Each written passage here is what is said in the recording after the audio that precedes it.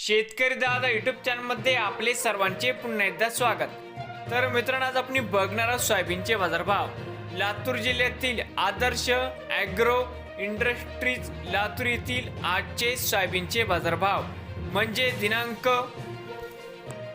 6 मे 2026। सर्व शेतकऱ्यांनी हा व्हिडिओ संपूर्णपणे बघा, कुठेही स्किप करता। सोयाबीन दरामध्ये होत आहे चांगली वाढ।